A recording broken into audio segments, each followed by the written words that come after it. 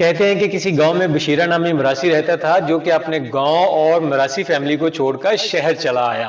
بچپن سے ایک ہی کام کرتا چلا آ رہا تھا، وہی کام اس نے شہر میں آ کے کرنا شروع کر دیا۔ گلے میں ڈول ڈالا، لمبے لمبے بال تھے، کپڑے اس نے رنگین پہنے ہوئے تھے اور دمال کے انداز کے اندر ڈول کو پیٹتا اور جس کے عوض لوگ اس کو کچھ نہ کچھ دے دیتے اور جس سے اس کا روزانہ کا خرچہ چل جاتا تھا۔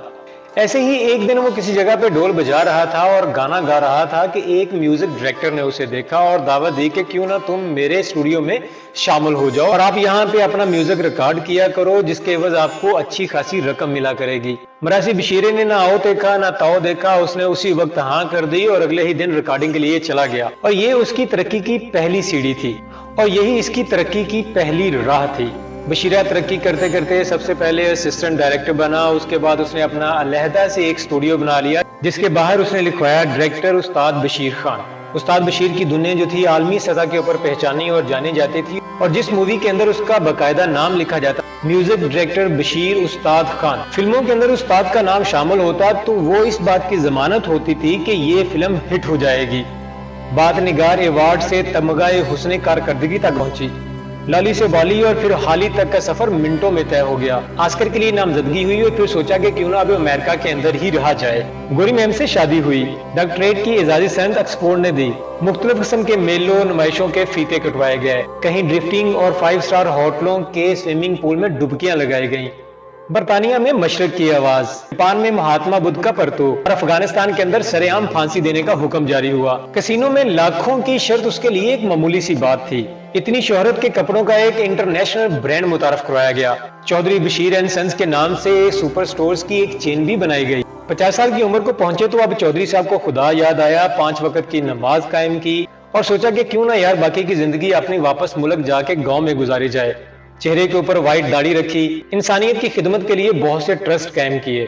رمضان ٹرانسمیشن کے اندر آپ کو بلایا جاتا، مختلف قسم کی باتیں کرتے، گاؤں میں حویلی تعمیر کی، کنواں کھدوایا، ماں باپ کی قبر کے اوپر ایک مقبرہ بنوایا اور جہاں تختی لگائی گئی استاد حاجی رشید خان، مدرسے کی تعمیر، غریبوں کے فیصلے اور گاؤں کے اندر اچھی خاصی عزت ہو گئی۔ ارد گرد کے گاؤں کے اندر چودھری صاحب کا نام لیا جاتا اور فیصلے کے لیے باقاعدہ ایک میٹنگ رکھی جاتی۔ اسکول کی تقسیم اسناد ہو یا الیکشن مہم، چودھری کی شرکت کے بغیر کچھ بھی کام طے نہیں پاتا تھا۔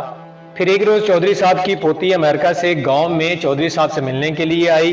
گاؤں کا ماحول اور کلچر اتنا دلکش لگا کہ پوتی نے چند دن یہاں پہ گزارنے کے لیے فیصلہ کیا۔ ارد گرد کے گاؤں کا ماحول دیکھنے کے لیے پراڈو میں گھومنے کے لیے نکلی۔ پراڈو سے گاڑی کا معمولی سا ایک ایکسیڈنٹ ہو گیا، بحث ہوئی، دوستی ہوئی، محبت ہوئی اور بات شادی تک جا پہنچی۔